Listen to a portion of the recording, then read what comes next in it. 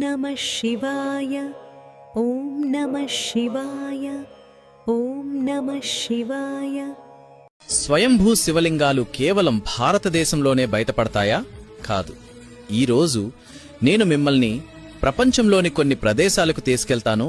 అక్కడ మహాదేవుడి ప్రత్యక్షతకు సంబంధించిన ఆధారాలు మీను ఆశ్చర్యపరుస్తాయి. ఇది నేపాల్ది. అక్కడ ఒక ఆవు పాలతో శివలింగం ప్రత్యక్షమైందని చెబుతారు. శతాబ్దాల క్రితం ఒక ఆవు ప్రతిరోజూ అక్కడ పాలు చిమ్ముతుండేది. తరువాత తవ్వకాల్లో అక్కడ ఒక వెలుగొందే శివలింగం లభించింది. ఈరోజు కూడా పశుపతినాథుడు అక్కడే విరాజిల్లుతున్నారు. వియత్నాంలో మహాదేవుడు 1000 సంవత్సరాలకు పైగా అడవిలో భూమి క్రింద దాగి ఉన్నారు. 2020లో భారత పురావస్తు శాఖ తవ్వకాల్లో 9వ శతాబ్దానికి చెందిన ఒక అఖండ శివలింగాన్ని కనుగొంది.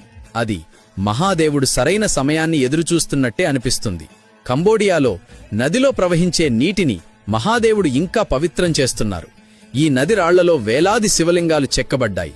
అదే నది రాళ్లలో శేషశయ్యపై విశ్రాంత తీసుకుంటున్న శ్రీ మహావిష్ణువు రూపం కూడా చెక్కబడి ఉంది. అలాగే మరెన్నో దేవతల శిల్పాలు కూడా కనిపిస్తాయి.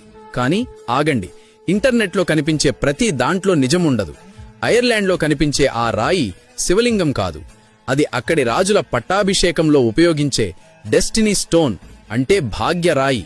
జపాన్లోని నాగోయా నగరంలోని తోగ్గంజి ఆలయంలో కూడా జీవన మూలంగా ఒక శిలారూపముంది. అది శివలింగాన్ని పోలి ఉంటుంది. ఎంత అద్భుతమైన సమాచారం కదా! కామెంట్స్లో హర్ హర్ మహాదేవ్ అని చెప్పండి.